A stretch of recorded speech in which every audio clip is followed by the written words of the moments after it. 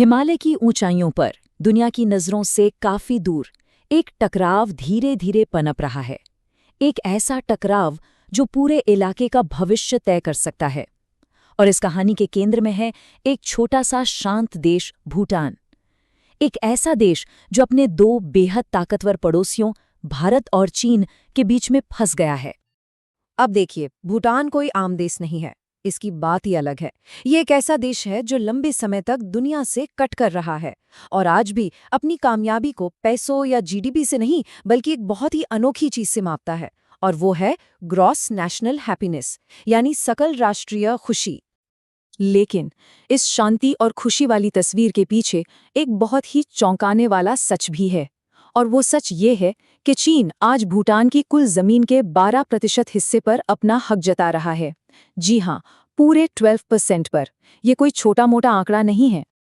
और ये सिर्फ कागज पर या नक्शों पर खींची गई लाइनें नहीं हैं।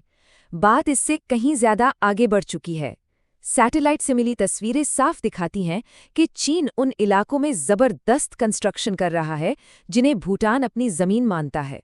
मतलब पूरे के पूरे गांव बसाए जा रहे हैं, सड़कें बन रही हैं, मिलिट्री आउटपोस्ट्स, बंकर, यहां तक के हेलीपैड भी तैयार हो रहे हैं। तो सवाल ये उठता है कि पहाड़ों के बीच बसे इस दूर दराज के इलाके को लेकर आखिर इतना बड़ा बवाल क्यों मचा है? इसका जवाब एक नाम में छिपा है, डोकलाम पठार। और भारत के लिए इसकी जो स्ट्रेटेजिक इंपॉर्टेंस है उसमें। अच्छा, इस पूरी बात को समझने के लिए सिलीगुड़ी कॉरिडोर पर एक नज़र डालनी होगी।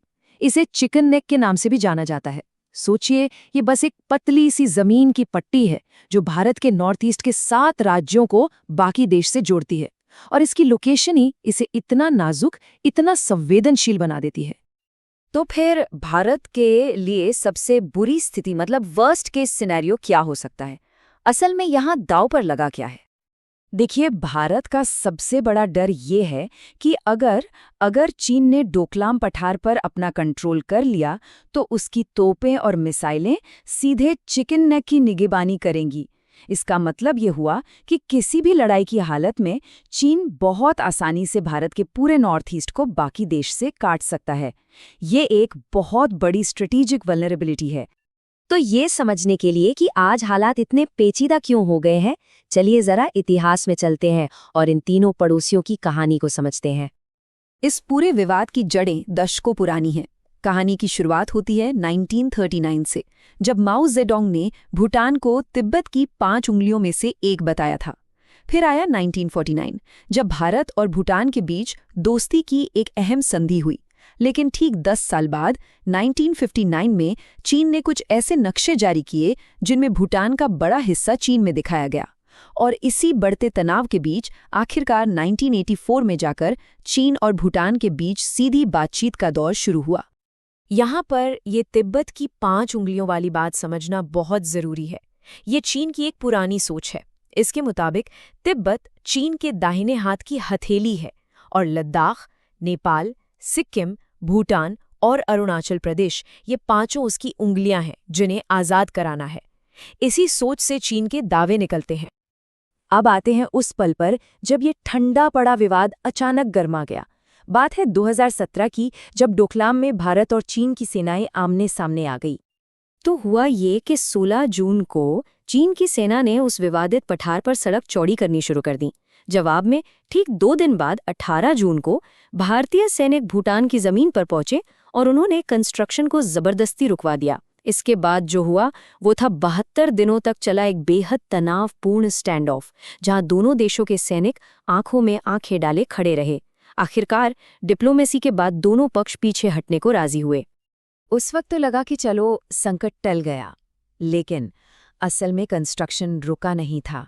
चीन ने बस अपना तरीका, अपनी रणनीति बदल ली थी। और चीन की ये नई रणनीति थी शाओकांग प्रोजेक्ट्स, यानी शांतिपूर्ण और समृद्ध सीमावर्ती गांव बनाना। पर ये नाम पर मत जाइए, असल में चीन कर ये रहा है कि वो सीधे विवादित जमीन पर पूरे के पूरे गांव बसा रहा है। जैसे पांगड़ा गांव, जो भूटान की सीमा के करीब 1 मील अंदर बना दिया गया है। इस तरह वो जमीन पर अपनी पकड़ इतनी मजबूत कर रहा है कि बाद में उसे हटाना नामुमकिन हो जाए। अब जरा भूटान के नजरिए से सोचिए, ये सारी गतिविधियां उसे एक बहुत ही मुश्किल, एक असंभव सी लगने वाली स्थिति में डाल देती हैं। एक छोटा सा देश जो अपने दो बड़े और ताकतवर पड़ोसियों के बीच बुरी तरह पिस रहा है। इसी बीच चीन ने भूटान के सामने एक पैकेज डील रखी है। ये एक तरह का लेन देन का प्रस्ताव है। चीन कहता है कि भूटान उसे डोकलाम का रणनीतिक पठार दे दे और बदले में वो उत्तरी भूटान के दूसरे बड़े इलाकों पर से अपना दावा हमेशा के लिए छोड़ देगा। और यहीं पर भूटान की सबसे बड़ी मुश्किल साफ नजर आती है। एक तरफ है भारत, जो दशकों से उसका सबसे करीबी दोस्त, उसका सुरक्षा गारंटर रहा है, और दूसरी तरफ है चीन, जो सीमा विवाद को हमेशा के लिए खत्म करने और साथ में भारी भरकम आर्थिक मदद का ऑफर दे रहा है। ये एक ऐसी कशमकश है जहां कोई भी फैसला लेना आसान नहीं। एक को चुनते हैं तो दूसरा नाराज, दूसरे को चुनते हैं तो पहला। और हाल की कुछ डेवलपमेंट्स तो इसी ओर इशारा कर रही हैं कि भूटान शायद चीन के साथ समझौते की तरफ बढ़ रहा है। दोनों देशों ने बॉर्डर पर बातचीत तेज करने के लिए एक 3 स्टेप रोडमैप पर भी सहमति जताई है, और जाहिर है इस कदम ने दिल्ली में चिंता की लकीरें गहरी कर दी हैं। तो आखिर में एक ही बड़ा सवाल बचता है, क्या ग्रॉस नेशनल हैप्पीनेस पर चलने वाला भूटान दो महाशक्तियों की जबरदस्त जियोपॉलिटिकल राइवलरी के बीच अपनी पहचान और अपनी शांति को बचा पाएगा? इस छोटे से देश का ही नहीं, बल्कि पूरे हिमालय क्षेत्र का भविष्य शायद इसी सवाल के जवाब में छिपा है।